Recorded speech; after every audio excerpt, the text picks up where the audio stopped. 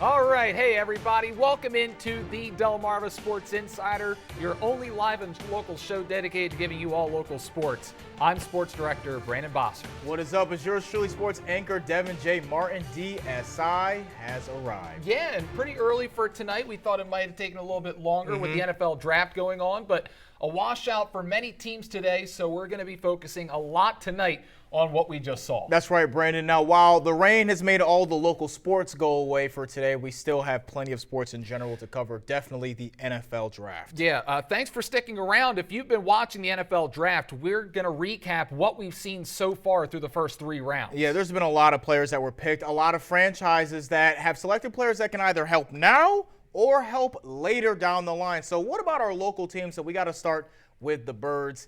Yeah, the NFC champions. Yeah, we got to start with the champs. Absolutely, we have to. You know, the Philadelphia Eagles. Sorry, Cole. He's our local Cowboy fan Yeah, over no, here. he's not happy right now. I mean, and if I'm a fan of a rival team, I wouldn't be either, because the Eagles made the most noise in the first round the other day.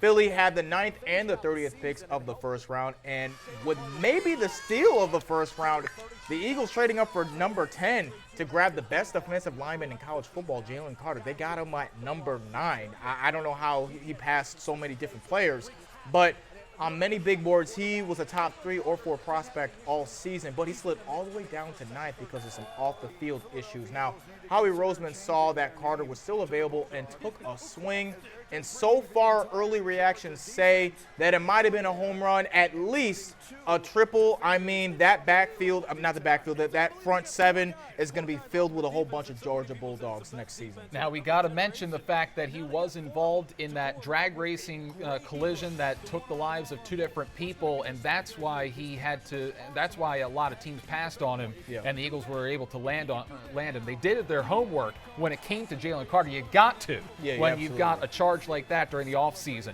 But I don't know. Nolan Smith here, who you're watching on your screen, at 30th overall, that might have been the steal of the draft, also out of Georgia. So the Eagles getting 2 Bulldogs in the first round. Great against the run, disruptive pass rusher. Love that pick at number 30. In the 3rd round, the Birds taking offensive lineman Tyler Steen out of Alabama. They needed a guard, Isaac Siamalu, leaving in free agency. He joins Landon Dickerson on the line, also out of Alabama. And finally, Sidney Brown, the safety out of Illinois. Maybe the biggest weakness on the Eagles roster right now is safety. So he figures to be the 3rd safety on the roster. So thoughts on the Eagles draft so far? I think it's definitely got to be an A if I got to give him a grade. I know it's very early on right now, but being able to get 2 players from that sensational Georgia defense over the last 2 years, in Carter and obviously also getting Nolan Smith. And, I mean, you might be right. Nolan Smith might be a bigger steal, because how in the heck did he fall to 30? He was supposed to be midway through the first round. We're Eagles fans, and if we don't like the Eagles draft, we are going to say we don't like the Eagles draft. Yeah, I like what they've done so far. They did a phenomenal job through the first 3 rounds. All right, before we get to the Ravens draft, let's start with the big news that broke yesterday, just hours before the draft got underway. And obviously, Brandon, we have been talking about it ad nauseum for the past couple months. The drama over the Ravens quarterback. The fans could finally take a breath of relief. I mean, geez, Lamar Jackson and the team agreeing to a long-term extension. That story has dominated the offseason headlines for the Ravens, and now the former MVP of the league has agreed in principle to a 5-year deal. The agreement is worth $260 million, big ones. This news brings this saga to a close almost 2 months after Lamar requested a trade, and he bet on himself, no agent, and it worked out. Yeah, he sure did. Jackson will be the highest paid player in NFL history, $52 million per year. It includes $185 million guaranteed. That's pretty good for a guy representing himself. He's got no agent costs. No agent, no agent. That 3%, that 3%. Except for the money he's got to give to Uncle Sam. But you know what? Lamar Jackson did very well for himself. No, this might be speculation, but I think his mom also had a big influence on what's been going on and helping him with the negotiations. So I think he's gonna cut her off with a nice big piece of that pie too. Oh, absolutely. Absolutely. And I think the Ravens, they've been on fire in terms of trying to shore up their offense. They've obviously secured Lamar Jackson.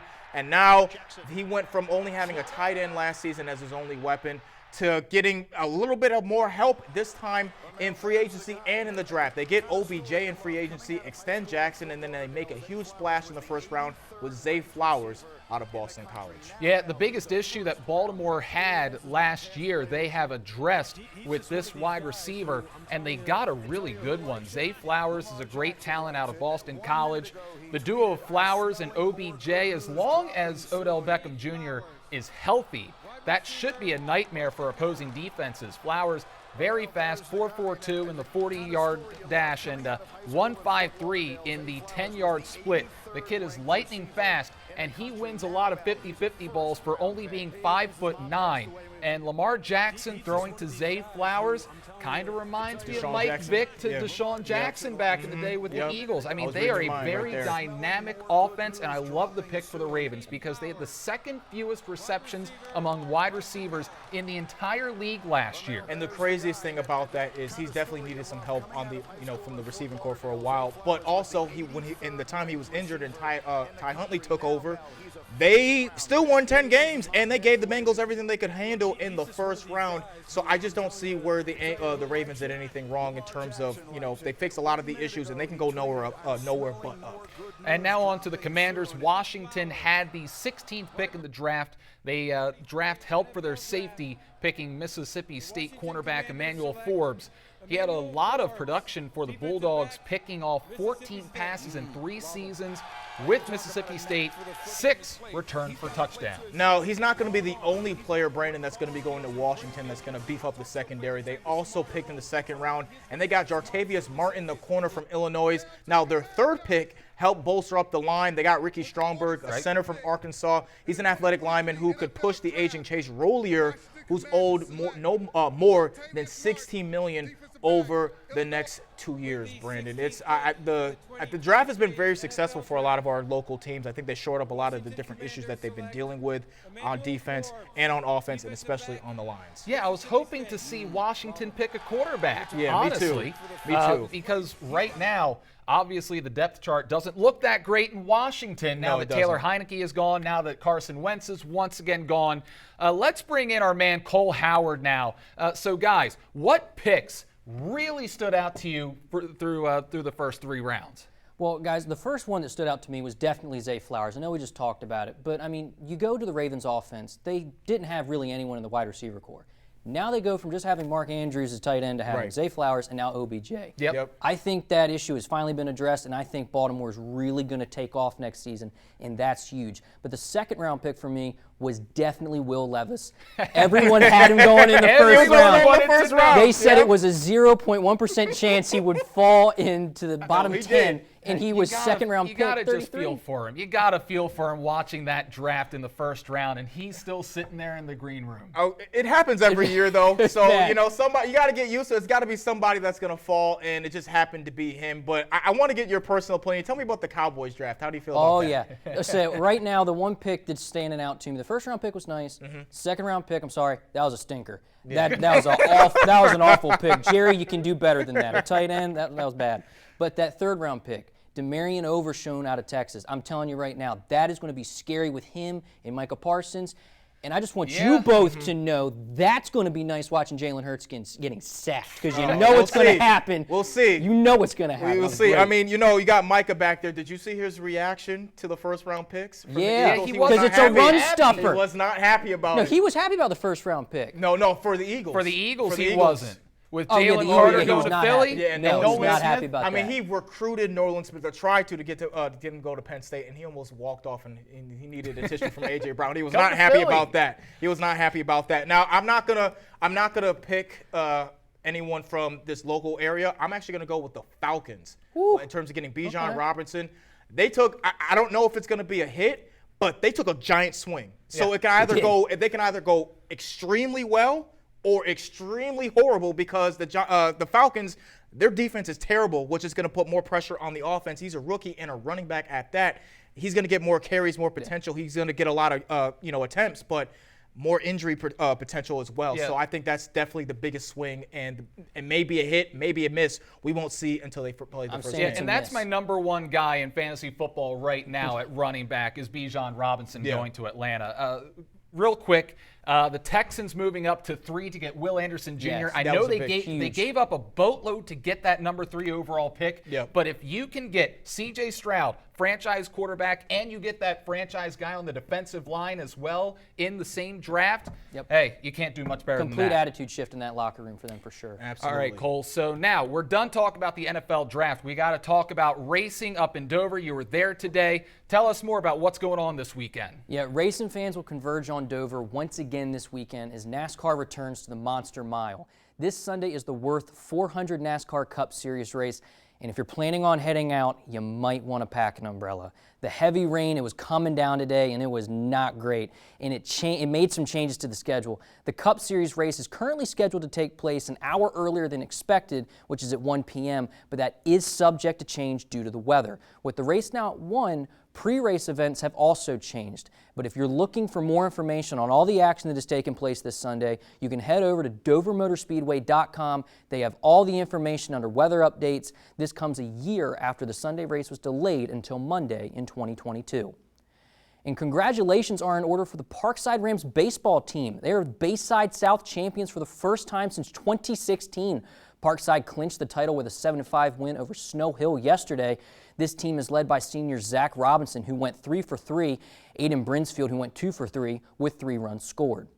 And the Mardella Warriors softball team, they continued their dominance this week, blanking the Y-High Tribe. Mardella is 7-0 in the Bayside South. They're 17-1 overall, but they are scoring 272 runs and only allowing 11. Elena Donald not only hit a grand slam and had 5 RBIs, she combined for a no-hitter with Ava Twilley. In Decatur, they are 7-0 in the Bayside South. They are 15-1 overall, dominant softball team, and those two will meet on Monday at 3 p.m. They rolled through Parkside the other day with a final score of 11-0. They've been dominating Bayside South teams as well, and we finally get to see a matchup between these two this Monday. And joining the conversation online with us, follow us on Facebook and Twitter at 47ABC Sports. But now we're going to send it back over to Brandon and Devin for some highlights from this week. All right. Thanks a lot, Cole. Really appreciate it. Can't wait for that matchup on Monday. Yeah, absolutely. Mardella and Decatur, that's going to be a lot of fun. Should decide the Bayside South as well. Hopefully that's going to be a shootout too. All right, North Dorchester, undefeated in the North, taking that spotless record on the road earlier this week against a very talented North Carolina team. Could they remain unbeaten? Well, North Dorchester up early, 2-0 on the Bulldogs. Maggie Hubbard at the dish, and the ball rocked all the way to the wall in right center. It drops, and a run coming in to score. Eagles up 3-0. MVP of this game was the ace in the hole, Emily Cohey. She was dominating the Bulldogs, strikeout after strikeout. Cohey recording her 100th strikeout on the season. She is one of the most dominant pitchers in the circle. It'll be fun to see her match up in the Bayside Championship game. Eagles win it 5-3. They improve to 14-0 on the season. Whoever wins that matchup between Decatur and Mardella, it's going to be a lot of fun to watch that Bayside title game with North Dorchester and Emily Cohey in the circle going up against one of those two fantastic offenses. And now let's go up to Delaware. It was a big day for Cape sophomore Ava Calciano. 3 for 4, 3 RBIs, and a home run in the Vikings' 8-7 victory over Smyrna. They're 7-4. I think that they're second tier behind Central, Laurel, and Milford in the Henlopen, but they are a very young squad with a lot of sophomores and some juniors getting valuable experience this season. Yeah, only a handful of seniors. I think 1 or 2 seniors on that roster for Cape Henlopen, so they are going to be fantastic moving forward. Now, staying with Cape Henlopen and boys lacrosse, Henlopen North Showdown. Can anyone beat Cape Henlopen Who knows? in the We'll see. Henlopen? Caesar Rodney did their best, but the Vikings once again on another level this year. Anderson Smith on the run there. This was the only goal of the day for him. One of a dozen Vikings to find the netting in this game. How about another goal, this time from Charles Fritchman? He had a goal and a pair of assists. As the Vikings defend their home turf and improve to 7-2 on the season, they've dominated all the in-state competition that they have seen. They beat Caesar Rodney 20-5, and they've outscored their opponents 105-13. And right now, we got to find out who's better. Is it Cape Henlopen? Is it Salesianum? Are they on the same level? We're going to find out next week when those two match up. Yeah, they have been steamrolling people, as you have said. I mean, that point differential over almost 100, that's crazy. All right, that'll do it for the A block. We're calling our first timeout. We're talking with a state champion for this week's After the Whistle. Don't go anywhere. Devin's got that when Delmarva Sports Insider returns. I'm Devin Cantor with Queen Anne's County Baseball. You're watching Delmarva Sports Insider.